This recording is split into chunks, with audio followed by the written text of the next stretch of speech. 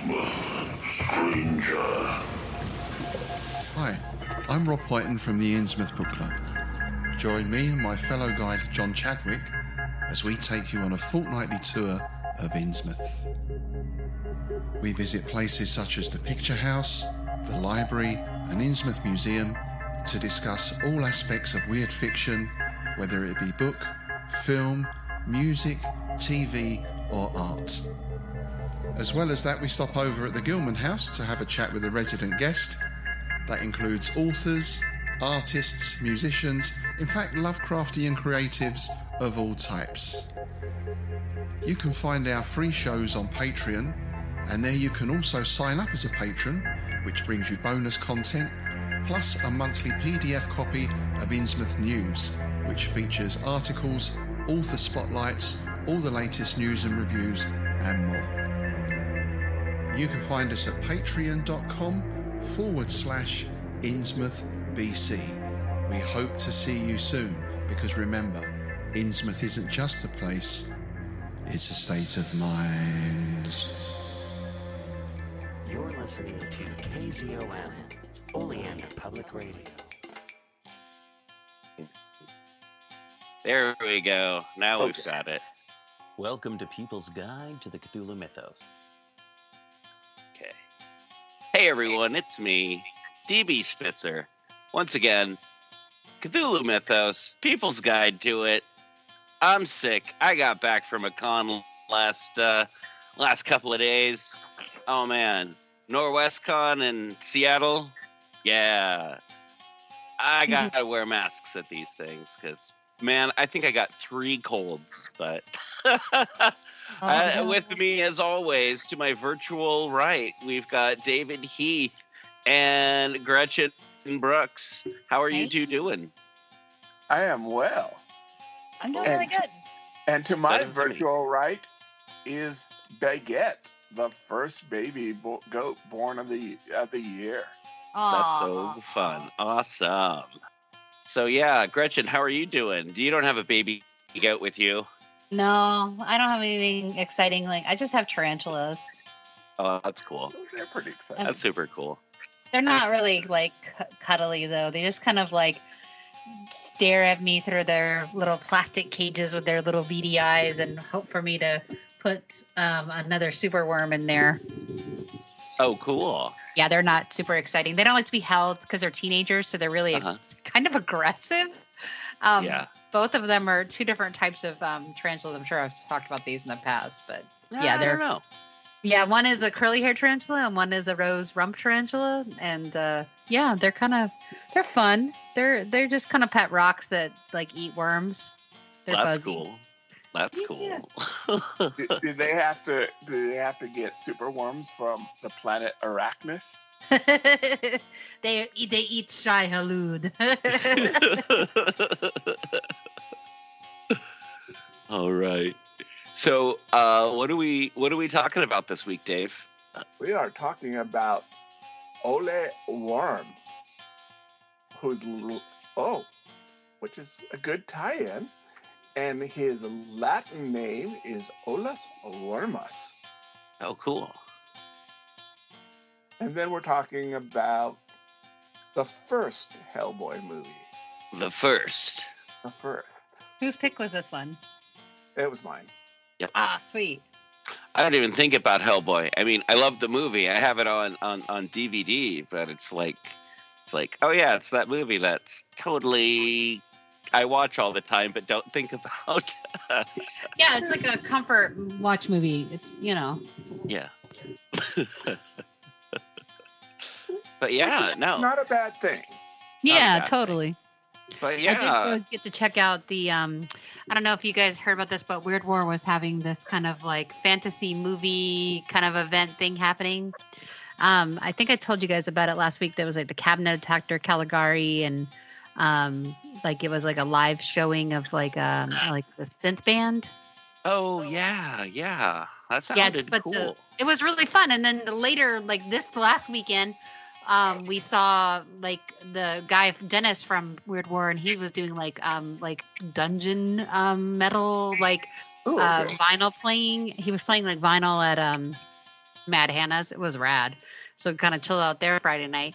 And then Sunday Sunday night, we managed to hit 2 concerts. Oh my gosh, you guys.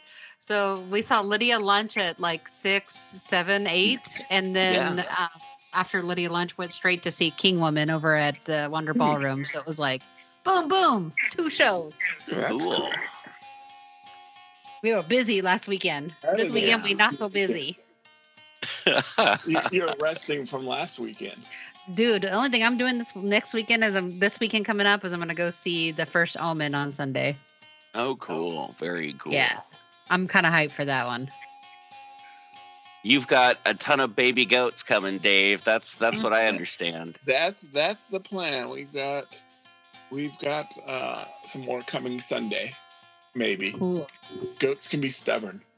Last weekend I was at NorwestCon, as I said before, and I always get a cold or something at one of these things because I'm up way too late, get up way too early, don't get enough sleep, and I don't know. I always think I'm with too many people.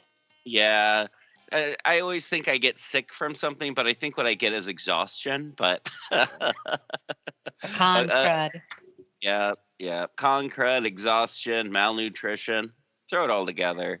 But yeah, no, it was a fun time, beautiful hotel, met a lot of really cool people, and yeah, had a good time. A good time was had by all, it seemed. But yeah, NorwestCon. There was a much larger event going on elsewhere, apparently, that people were saying it was pulling away all the people from NorwestCon, and I'm thinking, it was SakuraCon. Yeah, and I'm thinking, I don't know. I don't think that an anime, or not necessarily just calling it an anime con, but another type of science fiction con going on, isn't that they're taking your people. It's called those people like that, and that's what they're choosing to go to. Well, and I don't know. There was a lot of people kind of bitter about that SakuraCon was going on. Not a lot. There was a few. And I'd hear people griping about it, and I'm like, oh, wow, I wish I would have known about it. I would have gone to that instead. But I'm actually friends with the guy who started that. Fun. I had fun there. There was a lot of neat people there, and it is a literary.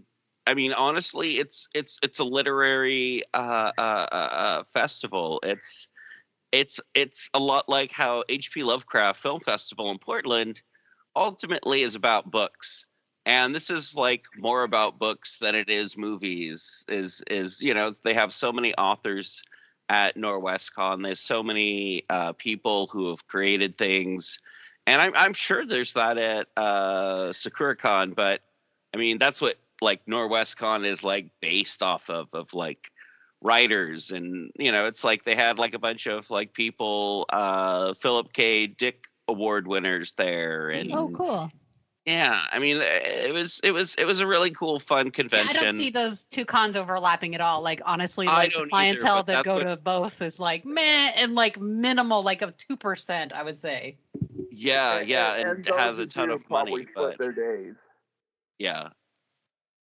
One at Saturday at 1 and Sunday at another. Sure. Yeah, Dave's going, well, I would do that. But that was my weekend. So, who's this worm guy? I was wondering the same thing. Asks the host who picks the stuff. Old worm, OLAUS. I don't know. What do we know about this guy? He's mentioned in the Necronomicon. Like that he supposedly was like the first like translator of the Necronomicon as far as like the fictional version of him, right? Yeah. Okay. Yes. So so he really was a real person from. Yeah. He was a Danish scholar who Lovecraft probably discovered in an encyclopedia. He was like thumbing through one, and he was like, I like this name. Pretty much, yeah. And I completely suspect that he picked them because of the name. And he uses a name, and all of our Danish people will hate this pronunciation, but he uses the Latin name, which makes me think that he probably because he went as Ole or Olo, however you pronounce it, not OLAUS. So the fact that Lovecraft used the Latinized version of the name kind of makes me think that he pulled it out of an encyclopedia. Yeah. And part of me's thinking, he's like, oh man, I've used John D too many times. Who can I use now? Well, he uses D. So this comes out of the History of Necronomicon. Correct. Which he also uses D. Mm-hmm. So later on. So he uses both names. Yeah. No, he does use both names. But I feel like at some point in time, he's like, I need to use someone else other than John D, who he's used in other stories. But yeah, no. WORMIUS, I definitely feel is kind of, I don't know. It's not a historical OLAUS WORMIUS, as the Romans would have said, OLAUS VERMIS. That's not even close to what they would have said anyway. But yeah, no. This is a fictional version that is 4 centuries younger than the actual historical WORMIUS. Oh yeah. Yeah. So this is definitely a Lovecraftian invention of someone who already existed, but yeah. And how much of an influence? I think that WORMIUS is better known because of Lovecraft, at least in America, than he is for the real person. In fact, if you type in his name into Google, the Lovecraft.com or the Lovecraft Wikipedia comes up as the number 3 subject. Yeah. So I think he's much more well known, at least in the United States, because of his connection to Lovecraft. Mm-hmm. I'm still pretty ignorant of like him, so this was like new news to me today. I was all, oh. Yeah, no. If you're not a Lovecraftian, or you're not into the weird fiction, he was just a natural philosopher who collected stuff from the New World and taxidermied animals, fossils, all kinds of stuff. And so he's kind of Darwinian? No, it's more of a cabinet of curiosities of the natural world. Oh, neat. Yeah. Plants, man-made objects, minerals, animals, all that kind of fun stuff. And then his catalog was published later, after his death in 1654. It was called the Museum Worminium. Anyway, but yeah, no. 4 books. Yeah, its first 3 are dealing with minerals. The last one is archaeological and ethnographic in nature. So, and I don't mean this as an insult, and I'm sure that the entire Worm family is going to be upset that I say this. Sure. In reality, he was kind of a poor man's von Humboldt. Yeah. But then again, Humboldt invented, natural science. But yeah, and nobody, in fact, according to his biographer, there are more things, including cities, animals, named after Humboldt than any other person alive. Interesting. So, but yeah, he was kind of like in the same vein, but not as influential as Humboldt. Okay, interesting. And so you're right about the 400 years. So Lumley, in his book, Lord of the Worms, he kind of addresses that. Uh-huh. Same person, or is he an immortal sorcerer? Gotcha. And I don't think Lovecraft. I mean, I think Lovecraft just took the name and he didn't care what date he was putting, because it wasn't really supposed to get out. At least originally, the history of the Necronomicon was for the Circle. It was so other writers would be able to write about it consistently. I don't think he really planned on it being published. And so I don't think Lovecraft cared that there was a 400-year difference. He just liked the name. He was going to do what he wanted because he was Lovecraft, dang it. Yep. Yeah, I don't know what else there is to talk about Wormius, honestly. Yeah, it's a pretty thin subject of him. Pretty thin subject. I don't know who picked that, but man. Yeah, no, the coolest thing about the guy is his name and his cabinet. No, there's more. How weird that it's such a good link into Guillermo del Toro, by the way. Yeah. Who we'll be talking about in the next segment. So hold on to your hats, and we'll be there in a moment.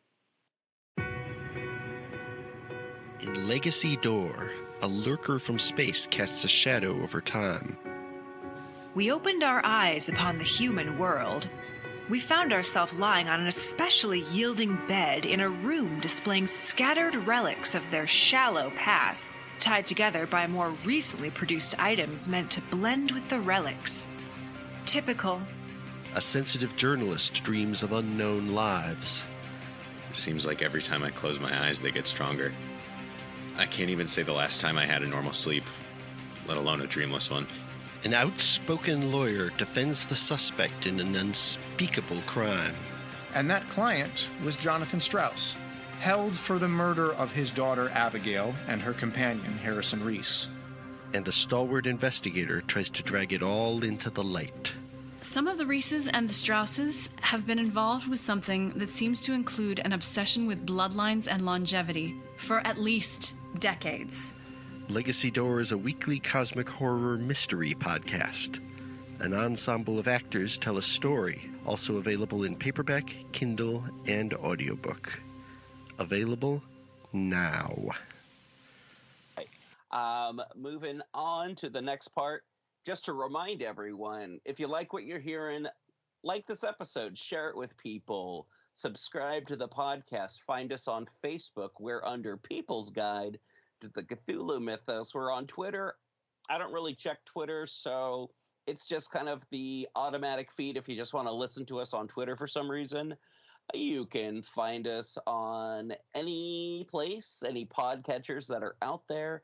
Of course, Facebook, Instagram, and of course, the YouTube, where this episode will be. And, yeah. This part of the show doesn't have a theme song. This part of the show doesn't have a theme song yet. Dave and DB and Gretchen go to the movies. Hopefully next week we'll have a real theme song. Yeah. Hey everyone, we're back talking about the 2004 Hellboy film featuring Hellboy's Hellboy. It's amazing how they did that. Yeah. So I'll be honest, when I first saw Hellboy the movie, I had no idea anything about him other than like what he looked like and that it was a Dark Horse comic. Like literally no knowledge. But I like Guillermo del Toro, so Sure.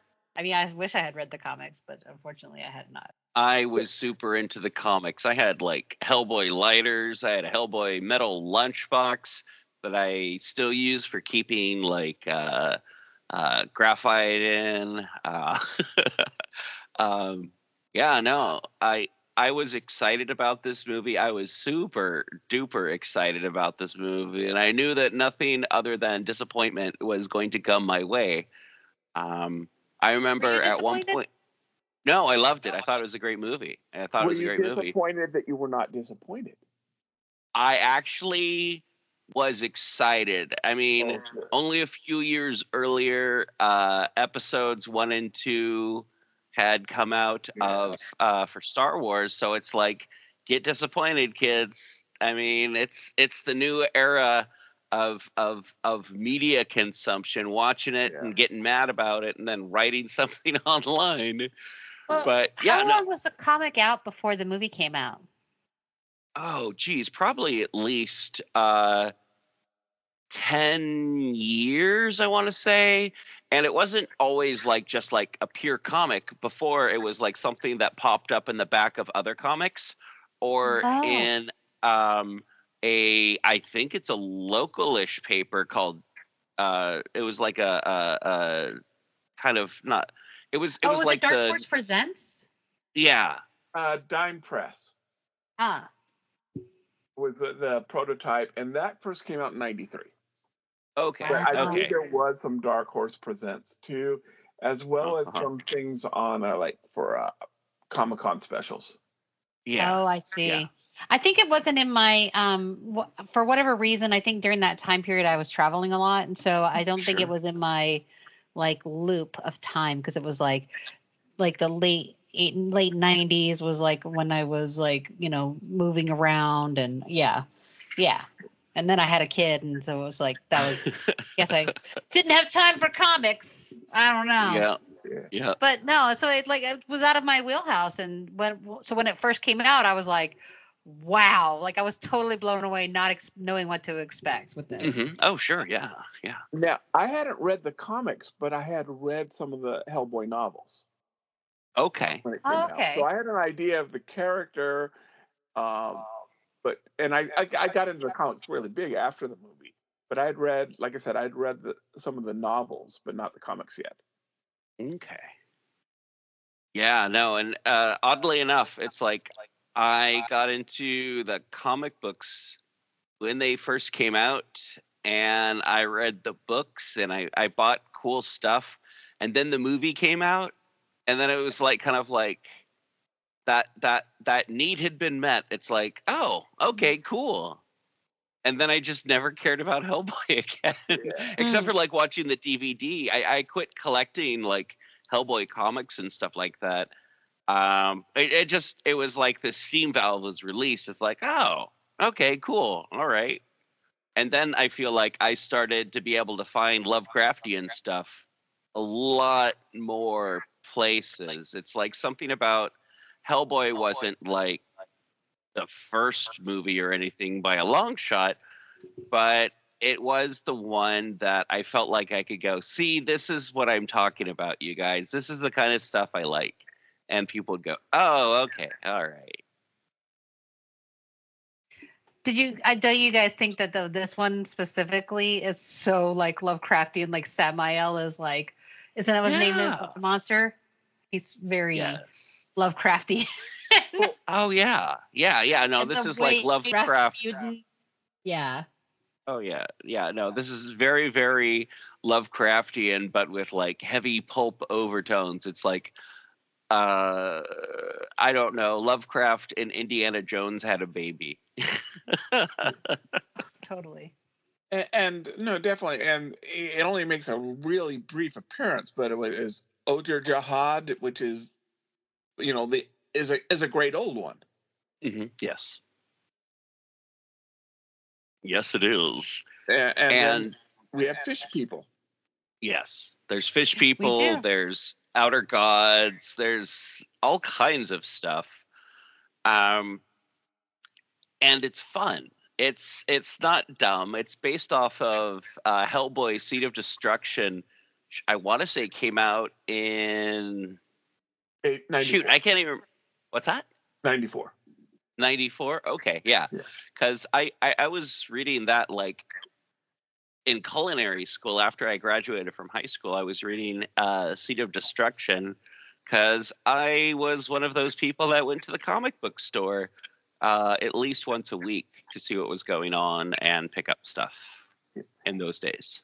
And there's one scene where he drags around the corpse on his back.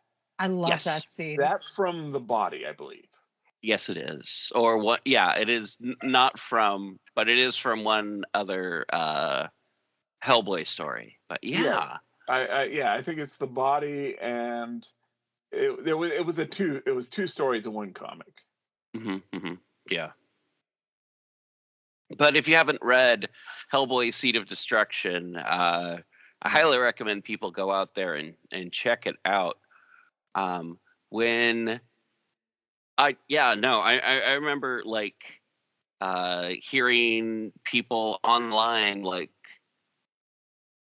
I'm like I feel so old. People talking about who was gonna play Hellboy, and like script parts leaking out about like Hellboy being like locked in a cage, when he wasn't in use, and Vin Diesel was gonna play him, and then I remember signing a petition of it being like, no one but Ron Perlman should play Hellboy. Yeah, and I'm sorry, it wasn't the body; it was the corpse. Was the corpse? Yeah, the corpse. Yes. Okay. And so there's a story that Del Toro and Magnolia were basically sitting down saying who they wanted to be in the movie, but they didn't want to influence each other, so they both wrote it down on a napkin, and they both wrote Ron Perlman. Yeah. Oh, how funny! And you know who Hellboy's physically based off of? Ron Perlman, like Mike Really? Mignola. I was gonna say me. Yes. No, really? Is it really? I didn't know that. Yeah. No, Mike Mignola based it off of Ron Perlman, like the face and stuff like that. Well, like once he started like fine tuning it and stuff like that from the original, just like big red guy with horns that kind of rips off Wolverine, and some looks here and there maybe. Then why did we reboot this with a different actor if Hellboy himself is based off of Ron Perlman? I have no idea. I mean, not to like veer out of the fact that there's other Hellboy movies like that we weren't not part of this week's discussion, but like I feel like that third one was like stupid, but had good elements. I don't know. So I actually, way before the third one came out, and I actually liked that other one, and I like David Harbour, but obviously this is Ron Perlman. So I asked at a signing, Mike Mignola if there was going to be a Hellboy 3.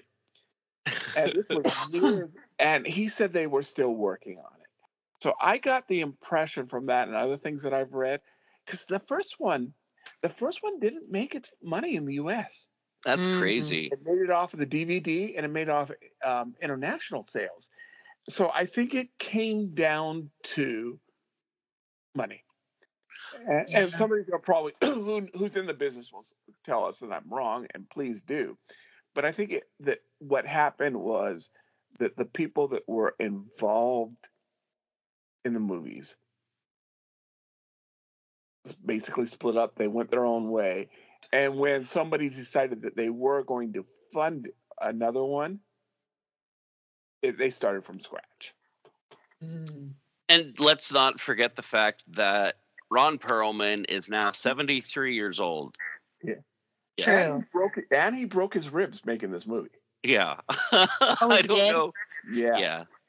He broke on that. So, I mean, I guess it only makes sense because, like, if you're going to cast somebody that looks like Ron Perlman in a way, that David,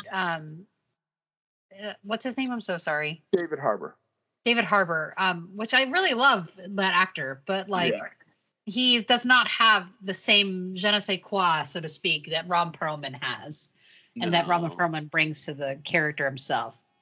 I read that they just went on and did cartoons to continue the Hellboy stories like they have, like the Storms and things like that. But, and like continuing on doing that and having Ron Perlman do the voice, because at least that feels authentic. Whereas this was like, this is a pretty version of him, that was the kind of vibe I got. I want to say it's like it's like, okay, the David Harbour. It's like I'm Michael sorry, I didn't mean to turn us down this aisle. No. This is my opinion. It's like Michael Bublé singing, or I don't know if that's even a guy. I think that's a singer. Or no, I don't know. One of those YouTube singer guys singing a Tom Waits song. It's like a pretty person singing like a rough and tumble, smoke cigars, I pet cats who drink gasoline. That's my Tom Waits impersonation. Yeah, it's Tom Waits. But yeah. And there's only one Ron Perlman, and he's too old for this. So we need a new Ron Perlman. Yeah, I get it. Clone? Possibly, I don't know. I would like them to just to continue in a cartoon format, because then we could actually see more. But I don't know. I really enjoyed agree. The cartoon films. Those were pretty good. Super duper agree on that note. Absolutely. The two cartoons were, I think, amazing, and they were going to do a third. Yeah. Which would have been a Lobster Johnson story. Yeah. Oh, yeah. That's where I was kind of like, for me, it veered. I lost interest when we got further into the BPRD. Yes. And I know that's where some people really like it, but like I liked the second movie. But the influence of the BPRD was really annoying in a lot of ways. Yeah, and I mean, there were some cool characters. Don't get me wrong. I really liked Seth. Oh my gosh, I just had it in my head the ghost character that lived in the suit. Yeah, the Family Guy dude. Yes, what's his name? Seth something, right? Yeah. MacFarlane, yes. Yay! Good job, brain. and ironically, that's one of the few things I like him in. Yeah. I tend to not like Seth MacFarlane. Sorry, no, Sam. He plays the same character. It's kind of, he's kind of but like I really liked that story, like the fairies and the elves, and I thought that was such a cool story. And then it just kind of like but the first one of all these films is honestly the best. Like we have Rasputin, we have immortal Nazis. Like it is crazy and so much fun to watch. I love the graveyard scene where we're leading into like the basically the train ride. Like it's just it's so good. It's so good. Yeah, no. And I have to say, it's like the opening scenes for this movie feel like the comic book. There's a lot of this that feels like the comic book, and then you start getting into stuff with characters that don't exist, or characters that don't exist, plots that don't make sense for a Hellboy comic, and just like moviness, stuff that has to happen in a movie, I guess. Yeah. But for better or worse.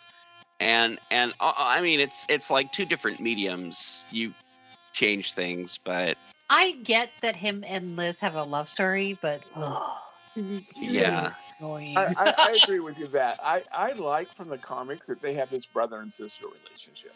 Totally. Yeah. There you go. There is though, and I think the animated movies captured that very well. Yeah. Mm-hmm. Yes. That said, there is one thing that I think is better than the movie than the comics. What's that? Cronin. Oh yeah. No. I mean, he's kind of just a generic mad scientist. Yeah. But I like him.